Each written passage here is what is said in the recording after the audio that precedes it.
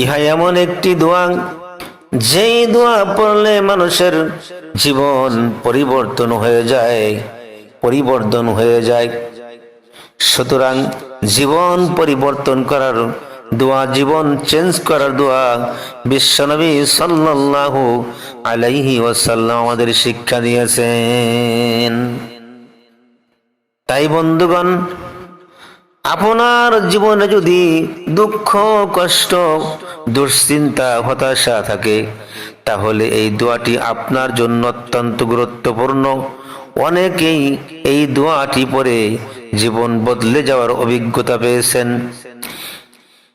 এটি একটি বিশেষ দোয়া, যা কোরআন এবং হাদিসের আলোকে অত্যন্ত শক্তিশালী এবং আল্লাহর রহমত লাভের মাধ্যম।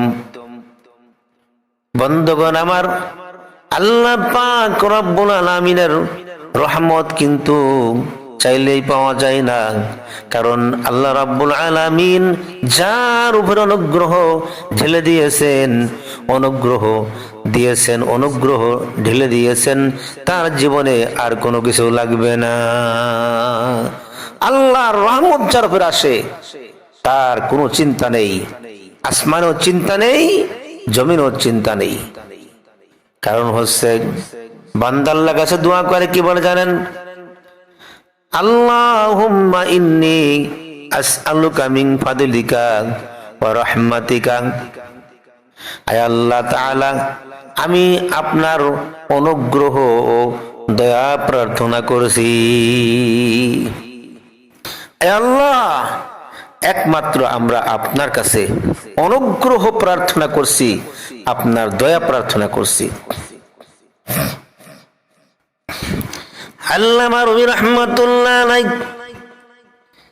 তিনি তার কিতাবের মধ্যে উল্লেখ করেছেন, লুৎফ ইহসান আপকা হ্যায়, কদরদানি আপকি। लुत्फ हसन आपका है, कदरदानी आपकी। बंदा किस लायक है, साहिबे मेहरबानी आपकी। बंदा किस लायक है, साहिबे मेहरबानी आपकी। কবি ডেকে বলেন, রে আল্লাহর বান্দা, তোমার কি যোগ্যতা রয়েছে আল্লাহ পাকের অনুগ্রহ লাভ করার জন্য? আল্লাহ পাক রব্বুল আলামিন যদি অনুগ্রহ দান না করেন, তাহলে কোনো মানুষ কোনোদিন অনুগ্রহ কিনে নিতে পারে না, অনুগ্রহ সে নিতে পারে না, পেতে পারে না। কারণ অনুগ্রহ দেওয়ার মালিক, ইহসান করার মালিক একমাত্র আমার সেই মহান আল্লাহ। আল্লাহ তাআলা যদি আপনি আমাদের উপরে রহম না করেন, অনুগ্রহ না করেন, দয়া না করেন, আমার কি যোগ্যতা আছে? বান্দা কিস লায়ক হায়, সাহেবে মেহেরবানি আপকি। আল্লাহ, আমার কি যোগ্যতা রয়েছে আপনার রহমতের অংশীদার হওয়া, আপনার রহমতের ভাগীদার হওয়া? যদি আপনি রহমত না করেন, আপনি বান্দাদের উপর অনুগ্রহ না করেন, আমার কোনো যোগ্যতা নাই, আমার কোনো অভিজ্ঞতা নাই, আমার কোনো যোগ্যতা নাই, কোনো অভিজ্ঞতা নাই, আমার কোনো যোগ্যতা নাই, অভিজ্ঞতা নাই, আমার কোনো হিকমত নাই, কোনো কৌশল নাই, কোনো কিচ্ছু নাই।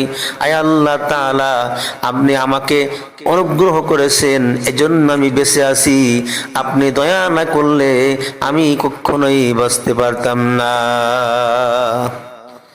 যে বান্দা বান্দি আল্লাহ পাক রব্বুল আলামিনের কাছে দোয়া করে, হাত তুলেই বলে কথা, লুৎফ ইহসান আপকা হ্যায়, কদরদানি আপকি। लुत्फ इहसान आपका है, कदरदानी आपकी। बंदा किस लायक है, সাহেবে মেহেরবানি আপকি। এই শরীরটি পড়বেন, যখনই আল্লাহ কাছে হাত তুলবেন তখনই আল্লাহ কাছে এই শেরটি পড়বেন, এই কবিতাটি পড়বেন। সুতরাং যারা আল্লাহর কাছে এভাবে চায়, আল্লাহর কাছে নিজেকে সঁপে দেয়, ছোট্ট মনে করে, নিজেকে ক্ষুদ্র মনে করে, আল্লাহর রহমত বর্ষণ তাদের উপরে হতেই থাকে।